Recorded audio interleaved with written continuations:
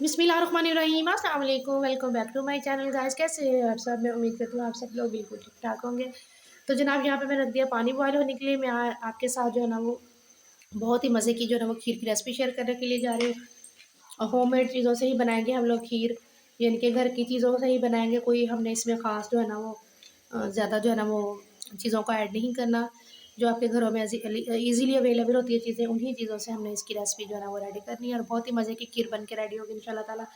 तो ये हमारे पानी को जो है ना वो बॉयल आना शुरू हो गया है। तो अब मैं इसके अंदर ये डाल दूँगी। मेरे पास है 1.5 कप चावल, जिनको मैं अच्छे से वॉश करके मैंने इनको भिगो के रख दिया था तकरीबन 1 घंटा पहले।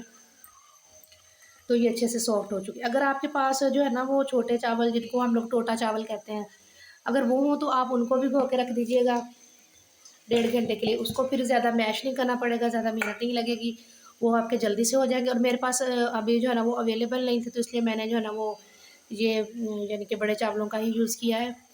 तो इनको जो है ना वो हम बॉयल आने तक इसको हम लोग पकाएंगे बहुत अच्छे तरीके से। जब ये गल जाएंगे फिर इसके अंदर हमने जो है वो दूध ऐड करना है।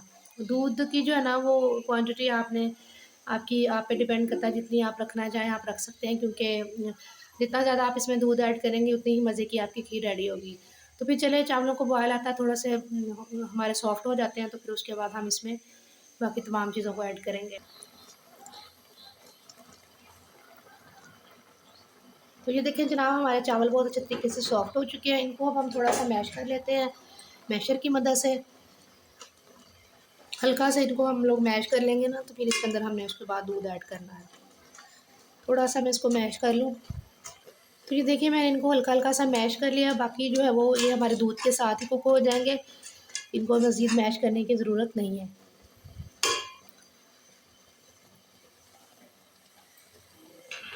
तो अब हम इसके अंदर दूध ऐड करते हैं। मैं इसके अंदर 3 किलो दूध ऐड करूँगी, क्योंकि मैं इसमें खोया वगैरह कोई चीज़ नहीं डालूँगी। इसके बगैर ही दूध में ही फुल फैट मिल्क है, ये बॉयल नहीं है, कच्चा दूध है। और इसी में जो है ना वो बहुत मज़े के बन के हमारे खीर रेडी हो जाएगी। बिस्मिल्लाहिर्रहमानिर्रहीम। तो ये बाकी का दूध भी मैंने इसके अंदर ऐड कर दिया है।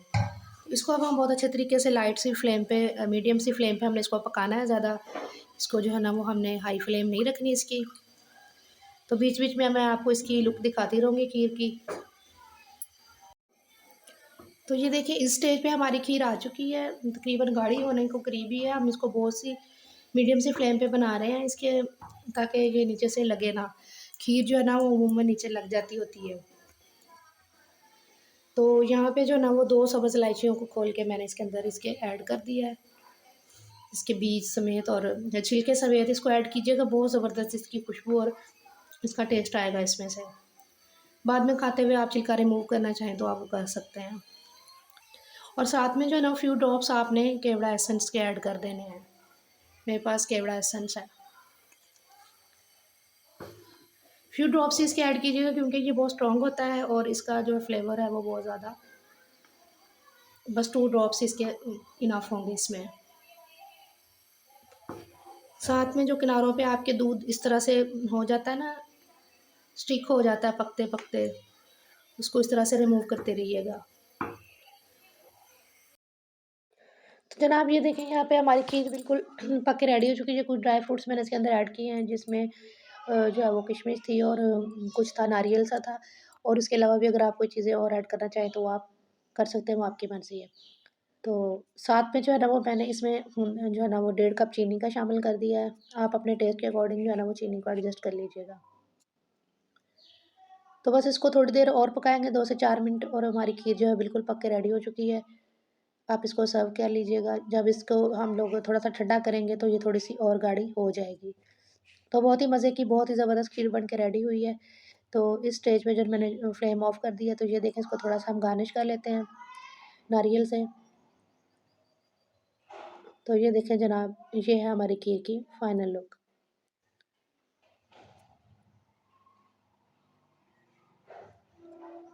बहुत मज़े की, बहुत ही यम्मी सी बन के रेडी हुई थी। आप इस तरीके से ज़रूर बनाइएगा और मुझे एक प्यारा सा कमेंट ज़रूर कीजिएगा। अपना ख्याल रखिएगा, अपने वालिदैन का ख्याल रखिएगा। Thanks for watching. अल्लाह हाफ़िज़।